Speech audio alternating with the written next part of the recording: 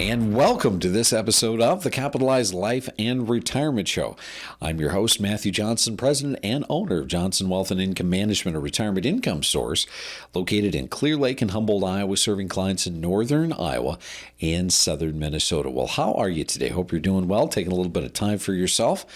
Today, we're going to be discussing something that spouses wish the other spouse knew, something that spouses wish the other spouse did something about, something that spouses would wish someone else would tell their spouses. And yet, all too often, it's not talked about. What is it? What is so important? What are the things that I'm going to say today that are probably going to get me in trouble with some of the men that are out there? Well, I guess you're going to have to just stick around and see. Now, if you're brand new to this podcast, I just want to say a very warm welcome. Today, we are discussing some very sensitive financial topics. And generally speaking, I have to say, we're either going to be discussing and educating individuals and our listeners on various different technical or strategic topics, or we're going to be kind of touching on the things that are maybe a little bit uncomfortable, the things that are a little bit taboo. We're going to be taking time to show you how to take that money that you work so hard to grow and to compound and to build and turn it into an income stream that will last for the rest of your life, if done properly. Now, if this is something that you're interested in, I really welcome you to the program, something that I would encourage you subscribe to. Come back to this website, listen to this particular podcast until you get a good sense, and then when you're done with this one, go listen to others. There's so many various different topics and so many layers of preparing yourself for retirement. And once you get into retirement, making certain that you're executing on the things that you're supposed to do so that you can actually have the retirement of your dreams. Having more income than what you need so you can do anything you want when you want to do it. So what is it that is so, well, it's so touchy that it's probably going to get me in trouble with especially husbands? Well, the reality is that I think oftentimes women will tend to just gravitate to taking a bit of a back seat when it comes to financial discussions and conversations. Oftentimes women will say, well, I don't know anything about that. I will let you handle that. That's your decision. I trust you. And although I respect all of those things, the reality is that as women, I want you to think about who is likely to outlive your counterpart. From a statistical standpoint, it's going to be you. And this is the reason why it's so important as a man, as a husband, that you're taking into account your financial decisions and how they may be affecting your surviving spouse as a survivor. Now, we can go down the road of Social Security and we can think about, okay, well, should I draw my Social Security early at 62 or wait till full retirement age at 67? Should I go ahead and, delay until I'm 70 so that I can get the maximum amount? You know what? Those decisions have a direct impact, generally speaking, on the surviving spouse. Why is that? Well, primarily because when you think about it, if you are the breadwinner, if you are the one that had maybe the bigger, longer working career, you made more money than your spouse did because maybe she was busy staying at home and rearing the kids.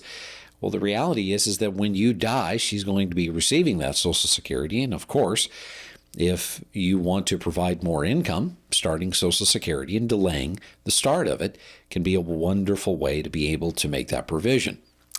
But today we want to be discussing taxes. We want to be discussing the importance of understanding the type of money that you've worked so hard to save and why it's important to pay attention to that.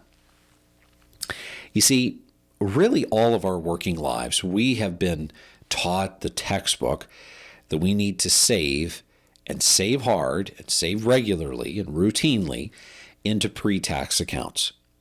Now, if you're not so clear on the types of money, we need to realize that there's really essentially three different kinds of money. There is post-tax money, there is tax-free money, and then there is pre-tax money. Now, pre-tax money you're going to typically find in things like traditional IRAs and simple IRAs and 401ks and 403bs.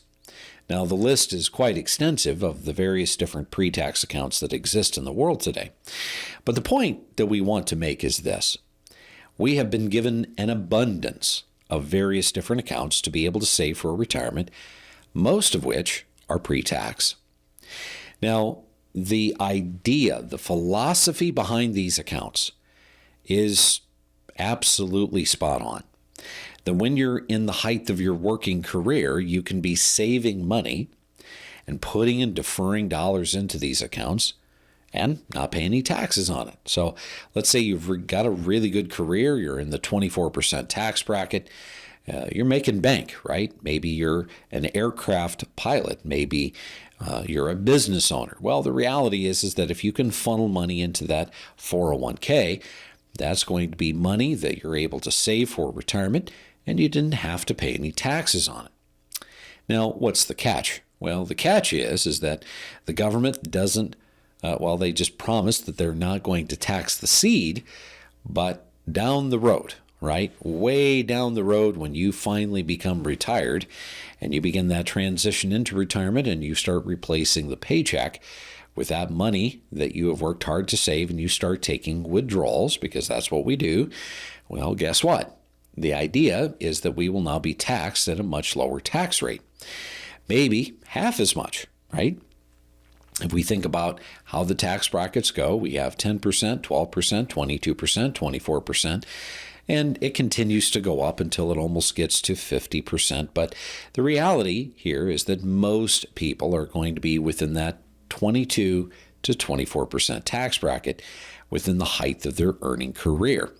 And so it makes sense. Avoid paying 22% or 24% on those dollars and retire and pull them back out and only pay 12, pay half as much. Makes sense, right?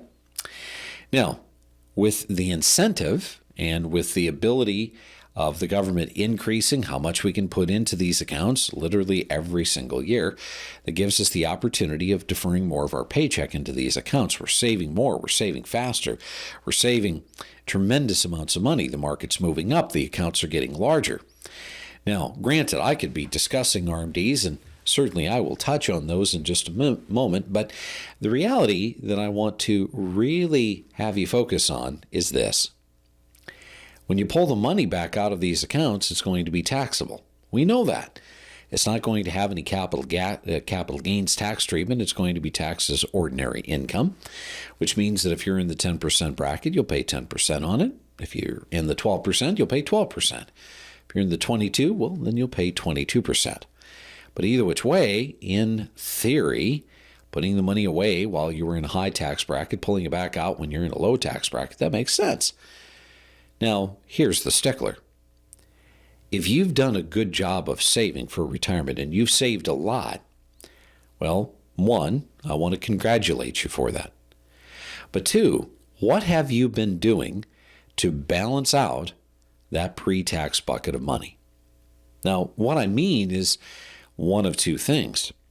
Either taking withdrawals from that bucket of money, and if you don't need it, reinvesting that money into post-tax accounts, or taking and doing Roth conversions, taking bits of money from this bucket and rolling it into this bucket.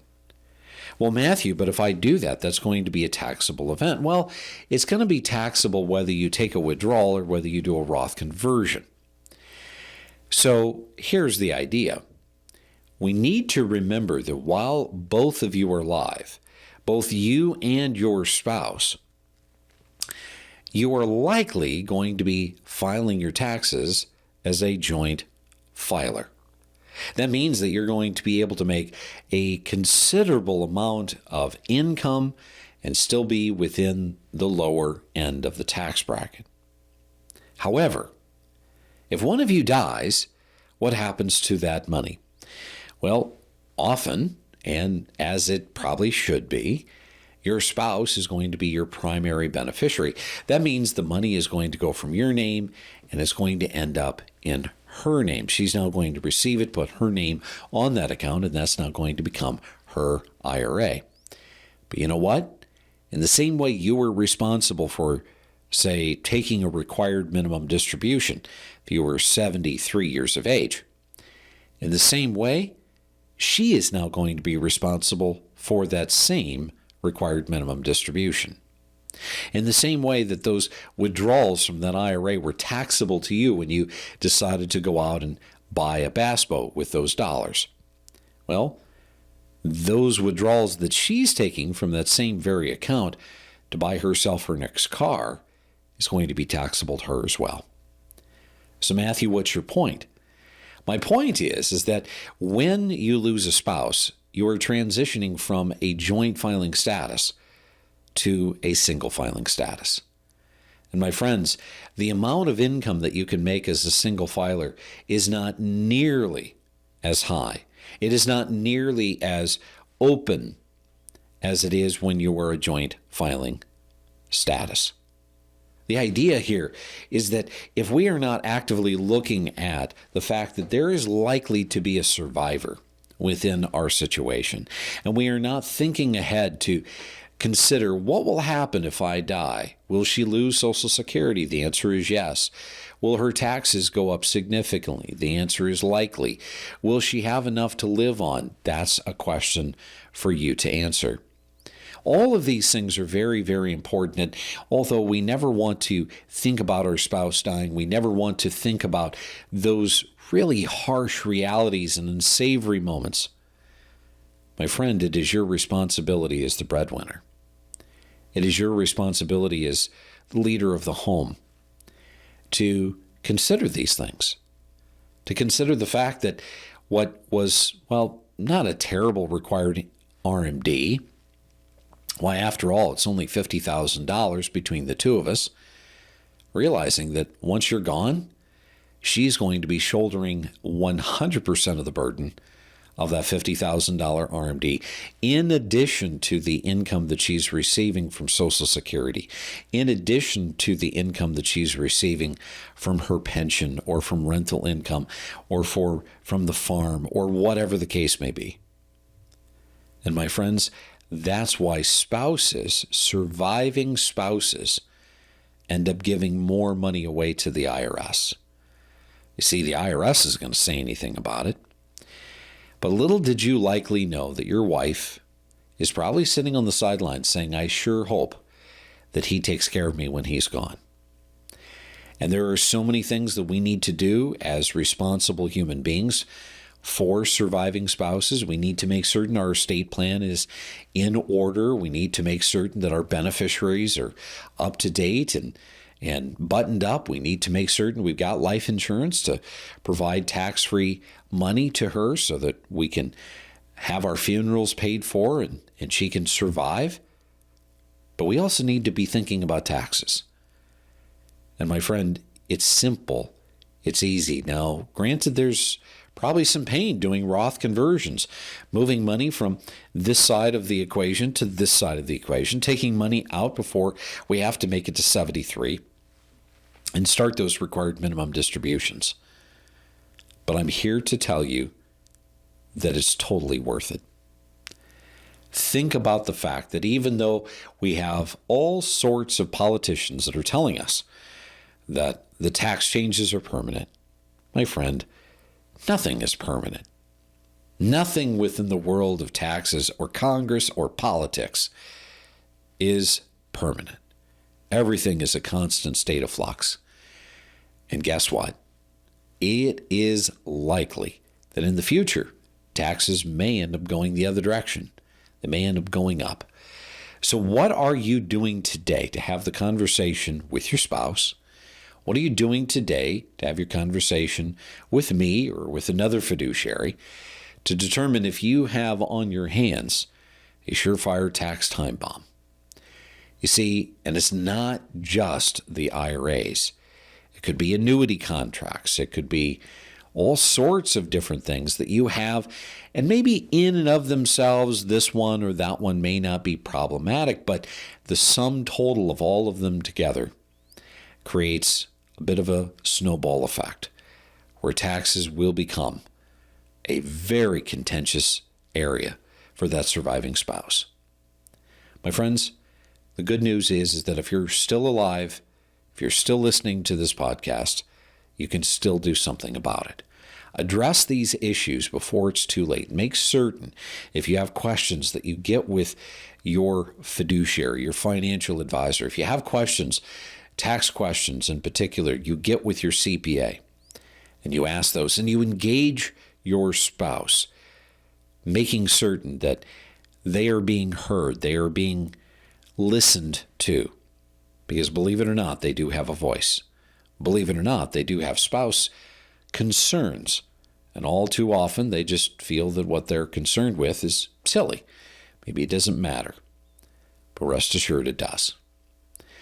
So, if you haven't completely disowned me as of yet, and I'm not in terrible deep water, may I ask you to consider do this not only for you, but for your surviving spouse and for the legacy to your family.